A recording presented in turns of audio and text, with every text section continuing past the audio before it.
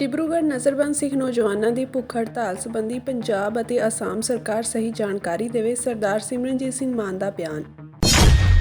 ਸ਼੍ਰੋਮਣੀ ਅਕਾਲੀ ਦਲ ਵਿੱਚ ਸ਼ਾਮਿਲ ਹੋਏ ਬੀਬੀ ਜਗੀਰ ਕੌਰ। ਦਿੱਲੀ ਦੇ ਰਾਮਲੀਲਾ ਮੈਦਾਨ ਵਿੱਚ ਕਿਸਾਨਾਂ ਦਾ ਆਇਆ ਹੜ੍ਹ। ਸ਼੍ਰੋਮਣੀ ਅਕਾਲੀ ਦਲ ਅੰਮ੍ਰਿਤਸਰ ਦੇ ਪ੍ਰਧਾਨ ਸਰਦਾਰ ਸਿਮਰਨਜੀਤ ਸਿੰਘ ਮਾਨ ਦਾ ਕਹਿਣਾ ਹੈ ਕਿ ਡਿਬਰੂਗੜ੍ਹ ਅਤੇ ਅੰਮ੍ਰਿਤਸਰ ਜੇਲ੍ਹ ਵਿੱਚ ਵਾਰਿਸ ਪੰਜਾਬ ਦੇ ਜਥੇਬੰਦੀ ਦੇ ਸਿੰਘਾਂ ਨੂੰ ਜੋ ਸੈਂਟਰ ਤੇ ਪੰਜਾਬ ਦੀਆਂ ਸਰਕਾਰਾਂ ਨੇ ਗੈਰ ਕਾਨੂੰਨੀ ਤਰੀਕੇ ਜਬਰੀ ਬੰਦੀ ਬਣਾ ਕੇ ਰੱਖਿਆ ਹੋਇਆ ਹੈ ਅਤੇ ਜੇਲ੍ਹ ਵਿੱਚ ਇਹਨਾਂ ਨਾਲ ਜੇਲ੍ਹ ਨਿਯਮਾਂ ਅਤੇ ਵਿਧਾਨ ਅਨੁਸਾਰ ਵਿਵਹਾਰ ਕਰਨ ਤੋਂ ਇਨਕਾਰ ਕੀਤਾ ਜਾ ਰਿਹਾ ਹੈ, ਉਸ ਨੂੰ ਮੁੱਖ ਰੱਖ ਕੇ ਦੋਵੇਂ ਜੇਲ੍ਹਾਂ ਵਿੱਚ ਬੰਦੀ ਸਿੰਘਾਂ ਨੂੰ ਭੁੱਖ ਹੜਤਾਲ ਰੱਖਿਆ ਕਈ ਦਿਨ ਬੀਤ ਚੁੱਕੇ ਹਨ। ਪਰ ਪੰਜਾਬ ਤੇ ਅਸਾਮ ਸਰਕਾਰ ਵੱਲੋਂ ਇਸ ਗੰਭੀਰ ਵਿਸ਼ੇ ਉੱਤੇ ਕੋਈ ਵੀ ਜਾਣਕਾਰੀ ਸਾਡੇ ਨਾਲ ਸਾਂਝੀ ਨਹੀਂ ਕੀਤੀ ਗਈ ਕਿ ਉਹਨਾਂ ਨੂੰ ਸਹੀ ਢੰਗ ਨਾਲ ਡਾਕਟਰੀ ਸਹੂਲਤਾਂ ਅਤੇ ਹੋਰ ਜੇਲ੍ਹ ਨਿਯਮਾਂ ਦੀਆਂ ਸਹੂਲਤਾਂ ਦਿੱਤੀਆਂ ਜਾ ਰਹੀਆਂ ਹਨ ਜਾਂ ਨਹੀਂ। ਅਜਿਹੀ ਜਾਣਕਾਰੀ ਨਾ ਦੇਣਾ ਵਿਧਾਨਕ ਅਤੇ ਜੇਲ੍ਹ ਨਿਯਮਾਂ ਦੀ ਘੋਰ ਉਲੰਘਣਾ ਹੈ, ਜਿਸ ਦੀ ਸ਼੍ਰੋਮਣੀ ਅਕਾਲੀ ਦਲ ਅੰਮ੍ਰਿਤਸਰ ਸਖਤ ਸ਼ਬਦਾਂ ਵਿੱਚ ਨਿੰਦਾ ਕਰਦਾ ਹੈ ਅਤੇ ਇਹਨਾਂ ਦੋਵਾਂ ਜੇਲ੍ਹਾਂ ਵਿੱਚ ਭੁੱਖ ਹੜਤਾਲ ਤੇ ਬੈਠੇ ਬੰਦੀਆਂ ਦੀ ਤੁਰੰਤ ਸਹੀ ਜਾਣਕਾਰੀ ਉਪਲਬਧ ਕਰਵਾਉਣ ਦੀ ਵਿਧਾਨਕ ਮੰਗ ਕਰਦਾ ਹੈ। ਉਨ੍ਹਾਂ ਕਿਹਾ ਕਿ ਇੱਥੋਂ ਤੱਕ ਕਿ ਦੋਵਾਂ ਜੇਲ੍ਹਾਂ ਵਿੱਚ ਬੰਦੀ ਸਿੰਘਾਂ ਦੇ ਸਬੰਧਤ ਪਰਿਵਾਰਾਂ ਦੇ ਮੈਂਬਰਾਂ ਵੱਲੋਂ ਵੀ ਸ਼੍ਰੀ ਅੰਮ੍ਰਿਤਸਰ ਵਿਖੇ ਨਿਰੰਤਰ ਇਸ ਹੋ ਰਹੀ ਜ਼ਿਆਦਤੀ ਨੂੰ ਬੰਦ ਕਰਵਾਉਣ ਅਤੇ ਡਿਬਰੂਗੜ੍ਹ ਜੇਲ੍ਹ ਵਿੱਚ ਬੰਦੀ ਸਿੰਘਾਂ ਦੀ ਬਦਲੀ ਪੰਜਾਬ ਦੀਆਂ ਜੇਲ੍ਹਾਂ ਵਿੱਚ ਕਰਨ ਦੇ ਮੁੱਦਿਆਂ ਨੂੰ ਮੁੱਖ ਰੱਖਦੇ ਹੋਏ ਅਤੇ ਉਹਨਾਂ ਦੀ ਰਿਹਾਈ ਦੀ ਮੰਗ ਕਰਦੇ ਹੋਏ ਭੁੱਖ ਹੜਤਾਲ ਰੱਖੀ ਹੋਈ ਹੈ। ਇਸ ਸੰਬੰਧੀ ਸਮੁੱਚੀ ਸਥਿਤੀ ਤੋਂ ਸਹੀ ਜਾਣਕਾਰੀ ਦੇਣਾ ਅਸਾਮ ਤੇ ਪੰਜਾਬ ਸਰਕਾਰ ਦੀ ਇਖਲਾਕੀ ਜ਼ਿੰਮੇਵਾਰੀ ਬਣਦੀ ਹੈ, ਕਿਉਂਕਿ ਇਹਨਾਂ ਅਤੇ ਇਹਨਾਂ ਦੇ ਪਰਿਵਾਰਾਂ ਵੱਲੋਂ ਚੱਲ ਰਹੀ ਭੁੱਖ ਹੜਤਾਲ ਹੋਰ ਵੀ ਗਹਿਰੀ ਚਿੰਤਾ ਦਾ ਵਿਸ਼ਾ ਹੈ। ਉਨ੍ਹਾਂ ਇਹ ਵੀ ਮੰਗ ਕੀਤੀ ਕਿ ਵਿਧਾਨਕ ਨਿਯਮਾਂ ਅਤੇ ਕਾਨੂੰਨਾਂ ਅਨੁਸਾਰ ਇਹਨਾਂ ਬੰਦੀਆਂ ਨੂੰ ਤੁਰੰਤ ਪੰਜਾਬ ਦੀਆਂ ਜੇਲ੍ਹਾਂ ਵਿੱਚ ਹੁਕਮ ਕੀਤੇ ਜਾਣ ਅਤੇ ਜਿੰਨੀ ਜਲਦੀ ਹੋ ਸਕੇ ਇਹਨਾਂ ਨੂੰ ਬਾਇਜ਼ਤ ਰਿਹਾ ਕੀਤਾ ਜਾਵੇ। ਅੱਜ ਸ਼੍ਰੋਮਣੀ ਅਕਾਲੀ ਦਲ ਬਾਦਲ ਵਿੱਚ ਅਕਾਲੀ ਸਿਆਸਤਦਾਨ ਬੀਬੀ ਜਗੀਰ ਕੌਰ ਨੇ ਵਾਪਸੀ ਕੀਤੀ ਹੈ। ਇਸ ਮੌਕੇ ਅਕਾਲੀ ਦਲ ਪ੍ਰਧਾਨ ਸੁਖਬੀਰ ਸਿੰਘ ਬਾਦਲ ਨੇ ਕਿਹਾ ਕਿ ਪੰਥ ਅਤੇ ਪੰਜਾਬ ਦੇ ਹੱਕਾਂ ਦਾ ਪਹਿਰੇਦਾਰ ਸ਼੍ਰੋਮਣੀ ਅਕਾਲੀ ਦਲ ਪਰਿਵਾਰ ਹਰ ਦਿਨ ਮਜ਼ਬੂਤ ਹੋ ਰਿਹਾ ਹੈ। ਅੱਜ ਮੈਨੂੰ ਬਹੁਤ ਖੁਸ਼ੀ ਹੋਈ ਜਦੋਂ ਸਾਡੇ ਮਾਣਯੋਗ ਬੀਬੀ ਜਗੀਰ ਕੌਰ ਜੀ ਨੇ ਗੁਰੂ ਮਹਾਰਾਜ ਅਤੇ ਸੰਗਤ ਦੀ ਹਾਜ਼ਰੀ ਵਿੱਚ ਮਾਂ ਪਾਰਟੀ ਸ਼੍ਰੋਮਣੀ ਅਕਾਲੀ ਦਲ ਦੀ ਹੋਰ ਮਜ਼ਬੂਤੀ ਲਈ ਪੂਰਨ ਸਰਗਰਮੀ ਅਤੇ ਮਿਹਨਤ ਕਰਨ ਦਾ ਪ੍ਰਣ ਲਿਆ। ਇਸ ਤੋਂ ਬਾਅਦ ਅਕਾਲੀ ਦਲ ਵੱਲੋਂ ਅਹਿਮ ਪ੍ਰੈਸ ਕਾਨਫਰੰਸ ਕੀਤੀ ਗਈ, ਜਿਸ ਦੌਰਾਨ ਉਹਨਾਂ ਨੇ ਪੰਜਾਬ ਦੇ ਅਹਿਮ ਮੁੱਦਿਆਂ ਉੱਤੇ ਆਪਣੇ ਵਿਚਾਰ ਸਾਂਝੇ ਕੀਤੇ। ਦੇਖੋ, ਸਾਡੀ ਪਾਰਟੀ ਦੀ ਸਿਸਟਮ ਹੈ, ਸਾਡੀ ਕੋਰ ਕਮੇਟੀ ਬਹਿੰਦੀ ਹੈ, ਲੈ ਕੇ ਵਿਚਾਰਾਂ ਹੁੰਦੀਆਂ ਹੈ, ਕਿਹਨੇ ਕਿਹਨੂੰ ਕਿੱਥੇ ਦੇਣੀ ਹੈ ਉਹ ਕੋਰ ਕਮੇਟੀ ਫੈਸਲਾ ਕਰਦੀ ਹੈ। ਸੋ ਇਸ ਕਰਕੇ ਹਲੇ ਜਲਦੀ ਕੋਰ ਕਮੇਟੀ ਦਾ ਮੀਟਿੰਗ ਕਰਾਈ ਜਾਊਗੀ, ਜਿੱਥੇ ਜਿਹੜੇ ਸਾਡੇ ਪੋਟੈਂਸ਼ੀਅਲ ਕੈਂਡੀਡੇਟਸ ਆ ਉਹਨਾਂ ਤੇ डिस्कस किया जाए। मैं कोई ਜਿਹੜਾ ਕਹਿਣਾ ਚਾਹਣਾ ਹੈ, ਆਮ ਆਦਮੀ ਪਾਰਟੀ ਦਾ ਸਲੋਗਨ ਕੀ ਸੀ ਕਿ ਆਮ ਲੋਕਾਂ ਨੂੰ ਅਸੀਂ ਅੱਗੇ ਲੈ ਕੇ ਆਵਾਂਗੇ। ਇਹਨਾਂ ਦਾ ਇੰਨਾ ਬੁਰਾ ਹਾਲ ਹੈ ਕਿ ਆਮ ਲੋਕ ਤਾਂ ਇਹਨਾਂ ਨੂੰ ਛੱਡ ਗਏ। ਉਹਨਾਂ ਨੇ ਦੇਖ ਲਿਆ ਕਿ ਇਹ ਆਮ ਆਦਮੀ ਦੀ ਪਾਰਟੀ ਨਹੀਂ ਹੈ, ਠੱਗਾਂ ਦੀ ਇਹ ਪਾਰਟੀ ਹੈ। ਤੋ ਇਸ ਕਰਕੇ ਆਮ ਜਨਤਾ ਨੇ ਇਹਨਾਂ ਨੂੰ ਛੱਡ ਦਿੱਤਾ। ਹੁਣ ਆਪਣੇ ਮਿਨਿਸਟਰਾਂ ਨੂੰ ਉਹਨਾਂ ਕੋਲ ਬੰਦੇ ਨਹੀਂ ਲੱਭੇ, ਆਪਣੇ ਮਿਨਿਸਟਰ ਨੂੰ ਅੱਗੇ ਬਲੀ ਦਾ ਬੱਕਰਾ ਬਣਾ ਰਹੇ ਆ ਤੇ ਜਿਹੜੇ ਮਿਨਿਸਟਰ ਆਏ ਨੇ ਉਹ ਜ਼ਮਾਨਤਾਂ ਜ਼ਬਤ ਕਰਾ ਕੇ ਜਾਣਗੇ। ਸ਼੍ਰੋਮਣੀ ਅਕਾਲੀ ਦਲ ਪੰਜਾਬ ਦੀ ਪਾਰਟੀ ਹੈ, ਪੰਜਾਬ ਦੇ ਹਰ ਵਰਗ ਦੇ ਦਿਲਾਂ 'ਚ ਵਸੀ ਹੈ। ਆ ਇੱਕ ਗੁਰੂਆਂ ਦੇ ਦੱਸੇ ਹੋਏ ਰਸਤੇ ਤੇ ਚੱਲਣ ਵਾਲੀ ਪਾਰਟੀ ਹੈ, ਜਿਹੜੀ ਸਾਰੇ ਧਰਮਾਂ ਦਾ ਸਤਿਕਾਰ ਕਰਦੀ ਹੈ। ਅਸੀਂ ਸਾਰੇ ਧਰਮਾਂ ਨੂੰ ਇਕੱਠੇ ਕਰਕੇ ਜੋੜ ਕੇ ਅਸੀਂ ਆਪਣੀ ਪਾਰਟੀ ਪੰਜਾਬ ਨੂੰ ਬਚਾਉਣਾ ਚਾਹੁੰਦੇ ਹਾਂ। ਪੰਜਾਬ ਤਾਂ ਬਚੂਗਾ ਜੇ ਸਾਰੇ ਲੋਕ ਇਕੱਠੇ ਭਰਾਵਾਂ ਨੂੰ ਬਣਾਉਣਗੇ। ਤੁਸੀਂ ਦੇਖਿਆ ਹੋਣਾ, ਆਹ ਸਾਡੀ ਸੋਚ ਹੈ। ਜਿੰਨੇ ਤਾਕਤਵਰ ਅਸੀਂ ਪਿੰਡਾਂ 'ਚ ਹੈ, ਉਨੇ ਤਾਕਤਵਰ ਅਸੀਂ ਸ਼ਹਿਰਾਂ 'ਚ ਹੈ। ਪੰਜਾਬ ਬਚਾਓ ਯਾਤਰਾ ਦਾ ਕੀ ਰਿਸਪੌਂਸ ਮਿਲਦਾ? ਤੁਸੀਂ ਜੇ ਦੇਖੋਗੇ ਐਡਾ ਵੱਡਾ ਤੂਫਾਨ ਮੈਨੂੰ ਤਕਰੀਬਨ ਤਕਰੀਬਨ 30 ਸਾਲ ਤੋਂ ਉੱਤੇ ਹੋ ਗਏ ਸਿਆਸਤ ਵਿੱਚ। 30 ਸਾਲਾਂ 'ਚ ਐਜੀ ਰਿਸਪੌਂਸ ਜੋ ਮੈਂ ਅੱਜ ਦੇਖ ਰਿਹਾ, ਮੈਂ ਅੱਜ ਤੱਕ ਨਹੀਂ ਦੇਖੀ। ਲੋਕਾਂ ਦੇ ਵਿੱਚ ਝਾੜੂ ਵਾਲੇ ਨਕਲੀ ਜਾਲੀ ਦੇ ਮੁੱਖ ਮੰਤਰੀ ਦੇ ਇੰਨਾ ਗੁੱਸਾ ਹੈ, ਕਿਉਂਕਿ ਜਿਹੜੀ ਵੀ ਦਿੱਲੀ ਵਾਲੀ ਪਾਰਟੀ ਆਈ ਹੈ ਝੂਠ ਬੋਲ ਕੇ ਸਰਕਾਰ ਬਣਾ ਜਾਂਦੀ ਹੈ ਤੇ ਉਹਦੇ ਬਾਅਦ ਠੱਗਣ ਲੱਗ ਜਾਂਦੀ ਹੈ। ਲੋਕਾਂ ਨੇ ਦੇਖ ਲਿਆ ਆਪਣੀ ਕੋਈ ਪੰਜਾਬ ਦੀ ਹੈ ਖੇਤਰੀ ਪਾਰਟੀ ਅਕਾਲੀ ਦਲ, ਇਹਨੂੰ ਤਗੜਾ ਕਰੀਏ ਤਾਂ ਪੰਜਾਬ। ਦਿੱਲੀ ਦੇ ਰਾਮਲੀਲਾ ਮੈਦਾਨ ਵਿੱਚ ਕਿਸਾਨਾਂ ਦੀ ਮਹਾਪੰਚਾਇਤ ਚੱਲ ਰਹੀ ਹੈ। ਮਹਾਪੰਚਾਇਤ 'ਚ ਹਿੱਸਾ ਲੈਣ ਲਈ ਵੱਡੀ ਗਿਣਤੀ ਵਿੱਚ ਕਿਸਾਨ ਦਿੱਲੀ ਪਹੁੰਚੇ। ਹੱਥਾਂ ਵਿੱਚ ਜਥੇਬੰਦੀ ਦੇ ਝੰਡੇ ਲੈ ਕੇ ਧਰਨੇ ਵਿੱਚ ਵੱਡੀ ਗਿਣਤੀ ਵਿੱਚ ਔਰਤਾਂ ਵੀ ਸ਼ਾਮਲ ਹੋਈਆਂ। ਕਿਸਾਨਾਂ ਨੂੰ ਪੁਲਿਸ ਅਤੇ ਐਮਸੀਡੀ ਨੇ ਟਰੈਕਟਰਾਂ ਅਤੇ ਹਥਿਆਰਾਂ ਤੋਂ ਬਿਨਾਂ ਰਾਮਲੀਲਾ ਮੈਦਾਨ ਵਿੱਚ ਇਕੱਠੇ ਹੋਣ ਦੀ ਇਜਾਜ਼ਤ ਦਿੱਤੀ ਸੀ। ਕਿਸਾਨਾਂ ਦੀ ਮਹਾਪੰਚਾਇਤ ਨੂੰ ਲੈ ਕੇ ਦਿੱਲੀ ਪੁਲਿਸ ਨੇ ਵੀ ਸਖਤ ਸੁਰੱਖਿਆ ਪ੍ਰਬੰਧ ਕੀਤੇ ਸਨ। ਰਾਮਲੀਲਾ ਮੈਦਾਨ ਵਿੱਚ ਕਿਸਾਨਾਂ ਨੇ ਕੇਂਦਰ ਖਿਲਾਫ ਨਾਅਰੇਬਾਜ਼ੀ ਕੀਤੀ। ਕਿਸਾਨਾਂ ਦੀ ਮਹਾਪੰਚਾਇਤ ਕਾਰਨ ਵੱਡੀ ਗਿਣਤੀ ਵਿੱਚ ਸੁਰੱਖਿਆ ਬਲ ਵੀ ਤਾਇਨਾਤ ਕੀਤੇ ਗਏ ਸਨ। ਰਾਕੇਸ਼ ਟਕੈਤ ਦਾ ਬਿਆਨ ਸਾਹਮਣੇ ਆਇਆ। ਇਸ ਦੌਰਾਨ ਕਿਸਾਨ ਆਗੂ ਰਾਕੇਸ਼ ਟਕੈਤ ਨੇ ਕਿਹਾ ਕਿ ਮੀਟਿੰਗ ਹੋਈ ਸਾਰੇ ਲੋਕ ਇਸ ਵਿੱਚ ਸ਼ਾਮਿਲ ਸਨ। ਇਸ ਨਾਲ ਸਰਕਾਰ ਨੂੰ ਸੰਦੇਸ਼ ਦਿੱਤਾ ਗਿਆ ਕਿ ਦੇਸ਼ ਦੇ ਕਿਸਾਨ ਇੱਕ ਹਨ। ਟਕੈਤ ਨੇ ਸਰਕਾਰ ਤੇ ਦੋਸ਼ ਲਗਾਇਆ ਕਿ ਸਰਕਾਰ ਕਿਸਾਨਾਂ ਤੋਂ ਜ਼ਮੀਨ ਖੋਹ ਕੇ ਉਹਨਾਂ ਨੂੰ ਮਜ਼ਦੂਰ ਬਣਾਉਣਾ ਚਾਹੁੰਦੀ ਹੈ। ਟਕੈਤ ਨੇ ਕਿਹਾ ਕਿ ਜਿਸ ਤਰ੍ਹਾਂ ਬਿਹਾਰ ਨੂੰ ਬਰਬਾਦ ਕੀਤਾ ਹੈ ਉਸੇ ਤਰ੍ਹਾਂ ਉਹ ਪੂਰੇ ਦੇਸ਼ ਨੂੰ ਬਰਬਾਦ ਕਰਨਾ ਚਾਹੁੰਦੇ ਹਨ। ਬਿਹਾਰ ਵਿੱਚ ਮੰਡੀਆਂ ਬੰਦ ਕਰ ਦਿੱਤੀਆਂ ਗਈਆਂ ਅਤੇ ਉੱਥੋਂ ਦੇ ਕਿਸਾਨਾਂ ਨੂੰ ਮਜ਼ਦੂਰ ਬਣਾਇਆ ਜਾ ਰਿਹਾ ਹੈ। ਕਿਸਾਨ ਆਪਣੀ ਜ਼ਮੀਨ नहीं देंगे। लेकिन रात को भी जितने भी लोग आ रहे उनको रेलवे स्टेशन पर रोका गया। जितने भी अगर बसें भेजी तो बस वालों को पिटाई करी उनकी, बसें लेके तो चले गए तो गांव से भीड़ कैसे आएगी। तो ये काम ये कर रहे हैं, डराने का काम भी करेंगे। और अगर आप लोग करे तो ये आपकी नजर इनकी अपनी जमीन पे है, क्योंकि जमीन बचानी है तो आंदोलन करने पड़ेंगे। फसलों के रेट कम, फसल हमारी दिन के उजाले में नहीं बिकती, जमीन हमारी रात के अंधेरे में बिक जाती है। ये षड्यंत्र है। जमीन के रेट महंगे हो गए तो किसान बर्बाद होगा। किसान अपने खर्चे चलाने के लिए जमीन बेच रहा है। हमारा आंदोलन फसलों का है, जमीनों के आंदोलन नहीं। कोई भी इंडस्ट्री वाला आप देखोगे कि सड़कों के ऊपर की पूरी जमीन उनके पास में चली गई। किसान जमीन से उनके बच्चे नफरत कर रहे हैं, इसमें काम नहीं लगता। लेकिन जो इंडस्ट्री वाले जमीन खरीदते हैं वे क्या करेंगे। तो आपको आंदोलन और संगठन बनाने पड़ेंगे। संयुक्त मोर्चा है, इसको तोड़ने का काम सरकारें करेंगी, ये भी ध्यान रखना। अभी देश में और किसान संगठन बनेंगे, अभी देश में जातिगत किसान संगठन बनेंगे, अभी देश में क्षेत्र के किसान संगठन बनेंगे, फसलों के अलग अलग किसान संगठन बनेंगे। आंदोलन चलेंगे, उसको किसी स्टेट का आंदोलन बताएंगे, एक कम्युनिटी का आंदोलन बताएंगे। क्योंकि जिस तरह के आंदोलन चले हुए हैं उससे क्या हासिल हो रहा है, उससे हासिल हो रहा है कि देश में एक सिख समाज को बदनाम करने की बड़ी साजिश चली हुई है।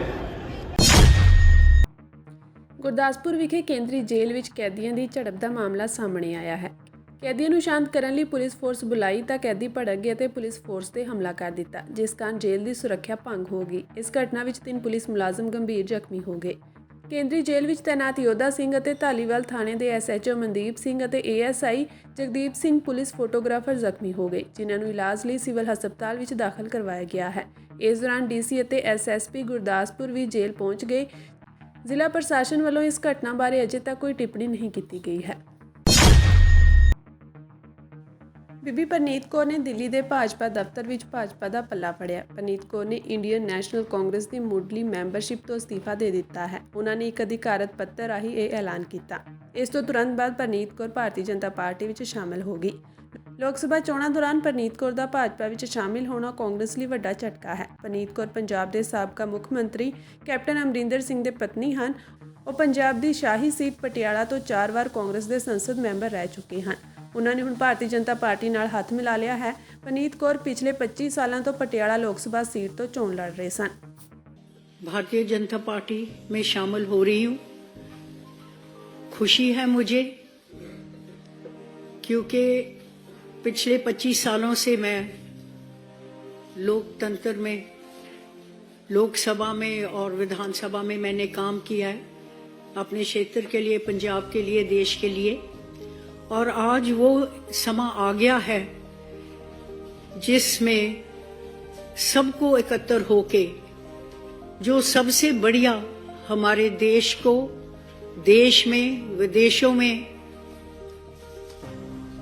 ऊंचा कर सके, तरक्की हो सके, जो हमारे बच्चों का जो कल है उसको बेहतर बना सके, वो देखकर मोदी जी जो भारतीय जनता पार्टी के मुखी हैं, अपनी सारी टीम के साथ और हमारे प्रधानमंत्री रहे हैं पिछले लगभग 10 सालों के लिए, उनके कामों को देखकर, उनकी नीतियों को देखकर, जैसे अभी विकसित भारत चल रहा था प्रोग्राम, क्या क्या गरीब से गरीब और इंडस्ट्री तक उन्होंने जो नीतियां बनाई हैं और हमारे जो आगे लेके गए हैं हमारे देश को, मुझे पूरा विश्वास है कि वो ही है एक शख्स जिनकी नेतृत्व में और भारतीय जनता पार्टी की नेतृत्व में हम अपने बच्चों और अपने देश को सुरक्षित रख सकें और उनको आगे ले जा सकें। इस करके मैं भी इनके साथ जुड़कर एक हिस्सा बन के भारतीय जनता पार्टी की काम करना चाह रही हूं। मैं धन्यवाद करती हूं नरेंद्र मोदी जी का, नड्डा जी का, सारी पूरी भारतीय जनता पार्टी की टीम का, भारतीय जनता पार्टी की परिवार का, कि मुझे आज इनके साथ एक हिस्सा बनकर काम करने का मौका मिल रहा है। ਨਾਗਰਿਕਤਾ ਸੋਧ ਕਾਨੂੰਨ ਨੂੰ ਲਾਗੂ ਕਰਨ ਦੇ ਖਿਲਾਫ ਕੇਰਲ ਵਿੱਚ ਵੱਧ ਰਹੇ ਵਿਰੋਧ ਪ੍ਰਦਰਸ਼ਨਾਂ ਦੇ ਵਿਚਕਾਰ ਮੁੱਖ ਮੰਤਰੀ ਪਿਨਾਰਾਈ ਵਿਜਯਨ ਦੀ ਅਗਵਾਈ ਵਾਲੀ ਰਾਜ ਮੰਤਰੀ ਮੰਡਲ ਨੇ ਬੁੱਧਵਾਰ ਨੂੰ ਵਿਵਾਦਿਤਗ੍ਰਸਤ ਕਾਨੂੰਨ ਦੇ ਖਿਲਾਫ ਕਾਨੂੰਨੀ ਕਾਰਵਾਈ ਕਰਨ ਦਾ ਫੈਸਲਾ ਕੀਤਾ। ਮੁੱਖ ਮੰਤਰੀ ਦਫ਼ਤਰ ਵੱਲੋਂ ਜਾਰੀ ਅਧਿਕਾਰਤ ਬਿਆਨ ਅਨੁਸਾਰ ਐਡਵੋਕੇਟ ਜਨਰਲ ਨੂੰ ਇਸ ਕੇਸ ਵਿੱਚ ਕਾਨੂੰਨੀ ਕਾਰਵਾਈ ਸ਼ੁਰੂ ਕਰਨ ਦਾ ਕੰਮ ਸੌਂਪਿਆ ਗਿਆ ਹੈ। ਸੂਬਾ ਸਰਕਾਰ ਪਹਿਲਾਂ ਹੀ ਸੰਵਿਧਾਨ ਦੀ ਧਾਰਾ 131 ਤਹਿਤ ਸੁਪਰੀਮ ਕੋਰਟ ਵਿੱਚ ਮੁਕੱਦਮਾ ਦਾਇਰ ਕਰ ਚੁੱਕੀ ਹੈ। ਜਿਵੇਂ ਕਿ ਕੇਂਦਰ ਸਰਕਾਰ CAA ਦੇ ਤਹਿਤ ਨਿਯਮਾਂ ਦੀ ਨੋਟੀਫਿਕੇਸ਼ਨ ਦੇ ਨਾਲ ਅੱਗੇ ਵਧਦੀ ਹੈ, ਰਾਜ ਸੁਪਰੀਮ ਕੋਰਟ ਦੁਆਰਾ ਵਾਧੂ ਕਾਨੂੰਨੀ ਕਾਰਵਾਈ ਦੀ ਤਿਆਰੀ ਕਰ ਰਿਹਾ ਹੈ। ਬਿਆਨ ਨੇ ਸਰਕਾਰ ਦੀ ਸਥਿਤੀ ਦੀ ਵੀ ਪੁਸ਼ਟੀ ਕੀਤੀ ਹੈ ਕਿ ਕੇਰਲ ਵਿੱਚ ਨਾਗਰਿਕਤਾ ਸੋਧ ਕਾਨੂੰਨ ਲਾਗੂ ਨਹੀਂ ਕੀਤਾ ਜਾਵੇਗਾ। ਕੇਂਦਰ ਦੁਆਰਾ ਐਕਟ ਨੂੰ ਨੋਟੀਫਾਈ ਕੀਤੇ ਜਾਣ ਤੋਂ ਬਾਅਦ ਕੇਰਲ ਵਿੱਚ ਸੱਤਾਧਾਰੀ CPI ਦੀ ਅਗਵਾਈ ਵਾਲੀ LDF ਅਤੇ ਵਿਰੋਧੀ ਕਾਂਗਰਸ ਦੀ ਅਗਵਾਈ ਵਾਲੀ UDF ਦੁਆਰਾ ਕਾਨੂੰਨ ਦੇ ਵਿਰੁੱਧ ਵਿਆਪਕ ਵਿਰੋਧ ਪ੍ਰਦਰਸ਼ਨ ਹੋ ਰਹੇ ਹਨ। ਨਾਗਰਿਕਤਾ ਸੋਧ ਬਿੱਲ ਅਫਗਾਨਿਸਤਾਨ, ਬੰਗਲਾਦੇਸ਼ ਅਤੇ ਪਾਕਿਸਤਾਨ ਤੋਂ ਆਏ ਹਿੰਦੂ, ਸਿੱਖ, ਬੋਧੀ, ਜੈਨ, ਪਾਰਸੀ ਅਤੇ ਈਸਾਈ ਗੈਰ ਕਾਨੂੰਨੀ ਪ੍ਰਵਾਸੀਆਂ ਨੂੰ ਨਾਗਰਿਕਤਾ ਲਈ ਯੋਗ ਬਣਾਉਣ ਲਈ ਨਾਗਰਿਕਤਾ ਕਾਨੂੰਨ 1955 ਵਿੱਚ ਸੋਧ ਕਰਦਾ ਹੈ। ਨਾਗਰਿਕਤਾ ਸੋਧ ਬਿੱਲ 9 ਦਸੰਬਰ 2019 ਨੂੰ ਲੋਕ ਸਭਾ ਵਿੱਚ ਪ੍ਰਸਤਾਵਿਤ ਕੀਤਾ ਗਿਆ ਸੀ। ਇਸ ਬਿੱਲ ਨੂੰ 9 ਦਸੰਬਰ 2019 ਨੂੰ ਹੀ ਸਦਨ ਨੇ ਪਾਸ ਕਰ ਦਿੱਤਾ ਸੀ। ਇਹ ਬਿੱਲ 11 ਦਸੰਬਰ 2019 ਨੂੰ ਰਾਜ ਸਭਾ ਨੇ ਪਾਸ ਕੀਤਾ ਸੀ। ਸਿਟੀਜ਼ਨਸ਼ਿਪ ਐਕਟ ਨੈਚੁਰਲਾਈਜੇਸ਼ਨ ਦੁਆਰਾ ਨਾਗਰਿਕਤਾ ਪ੍ਰਦਾਨ ਕਰਦਾ ਹੈ। ਬਿਨੈਕਾਰ ਦਾ ਪਿਛਲੇ 12 ਮਹੀਨਿਆਂ ਦੌਰਾਨ ਅਤੇ ਪਿਛਲੇ 14 ਸਾਲਾਂ ਵਿੱਚੋਂ 11 ਮਹੀਨਿਆਂ ਲਈ ਭਾਰਤ ਵਿੱਚ ਰਿਹਾ ਹੋਣਾ ਚਾਹੀਦਾ ਹੈ। ਇਹ ਕਾਨੂੰਨ 6 ਧਰਮਾਂ ਹਿੰਦੂ, ਸਿੱਖ, ਜੈਨ, ਬੋਧੀ, ਪਾਰਸੀ ਅਤੇ ਈਸਾਈ ਅਤੇ 3 ਦੇਸ਼ਾਂ ਅਫਗਾਨਿਸਤਾਨ, ਬੰਗਲਾਦੇਸ਼ ਅਤੇ ਪਾਕਿਸਤਾਨ ਨਾਲ ਸੰਬੰਧਿਤ ਵਿਅਕਤੀਆਂ ਲਈ 11 ਸਾਲ ਤੋਂ 6 ਸਾਲ ਦੀ ਮਿਆਦ ਵਧਾ ਦਿੰਦਾ ਹੈ। ਕਾਨੂੰਨ ਇਹ ਵੀ ਪ੍ਰਦਾਨ ਕਰਦਾ ਹੈ ਕਿ ਜੇਕਰ ਕਿਸੇ ਨਿਯਮ ਦੀ ਉਲੰਘਣਾ ਕੀਤੀ ਜਾਂਦੀ ਹੈ ਤਾਂ overseas citizen of India card ਧਾਰਕਾਂ ਦੀ ਰਜਿਸਟ੍ਰੇਸ਼ਨ ਰੱਦ ਕੀਤੀ ਜਾ ਸਕਦੀ ਹੈ।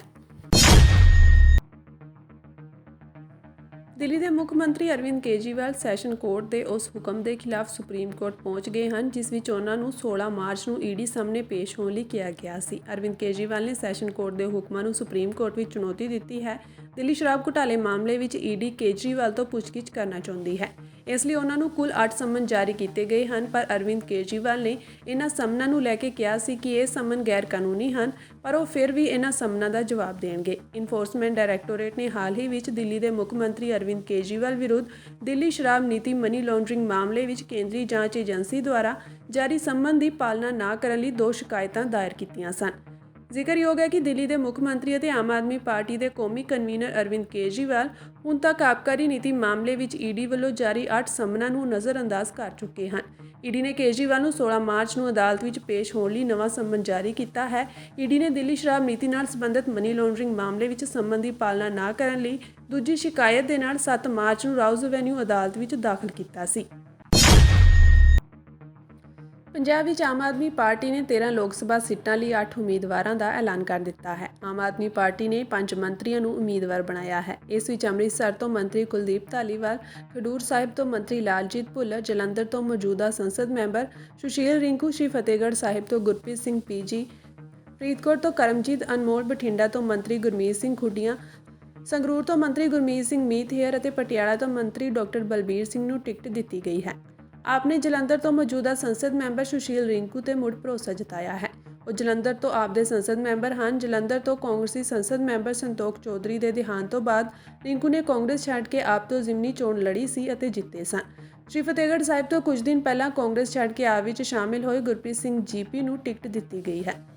ਉਹਨਾਂ ਨੇ ਕਾਂਗਰਸ ਵਿੱਚ ਅਨੁਸ਼ਾਸਨ ਦੀ ਕਮੀ ਅਤੇ ਭਾਈ ਭਤੀਜਾਵਾਦ ਦਾ ਦੋਸ਼ ਲਗਾਉਂਦੇ ਹੋਏ ਪਾਰਟੀ ਬਦਲ ਦਿੱਤੀ ਸੀ। ਉਸ ਸਮੇਂ ਹੀ ਉਹਨਾਂ ਨੂੰ ਟਿਕਟ ਮਿਲਣ ਦੀ ਸੰਭਾਵਨਾ ਪ੍ਰਗਟਾਈ ਜਾ ਰਹੀ ਸੀ। ਫਰੀਦਕੋਟ ਤੋਂ ਸਭ ਤੋਂ ਦਿਲਚਸਪ ਉਮੀਦਵਾਰ ਕਰਮਜੀਤ ਅਨਮੋਲ ਹਨ। ਅਨਮੋਲ ਇੱਕ ਪੰਜਾਬੀ ਅਭਿਨੇਤਾ ਅਤੇ ਮੁੱਖ ਮੰਤਰੀ ਭਗਵੰਤ ਮਾਨ ਦੇ ਬਹੁਤ ਕਰੀਬੀ ਮੰਨੇ ਜਾਂਦੇ ਹਨ। ਪਹਿਲਾਂ ਚਰਚਾ ਸੀ ਕਿ ਉਹਨਾਂ ਨੂੰ ਮੁੱਖ ਮੰਤਰੀ ਭਗਵੰਤ ਮਾਨ ਦੀ ਪੁਰਾਣੀ ਲੋਕ ਸਭਾ ਸੀਟ ਸੰਗਰੂਰ ਤੋਂ ਉਮੀਦਵਾਰ ਬਣਾਇਆ ਜਾਵੇਗਾ। ਅਜਿਹਾ ਇਸ ਲਈ ਕਿਉਂਕਿ ਇਹ ਸੀਟ ਆਪ ਲਈ ਸੁਰੱਖਿਅਤ ਮੰਨੀ ਜਾਂਦੀ ਹੈ, ਹਾਲਾਂਕਿ ਉਹਨਾਂ ਨੂੰ ਫਰੀਦਕੋਟ ਤੋਂ ਟਿਕਟ ਦਿੱਤੀ ਗਈ ਹੈ।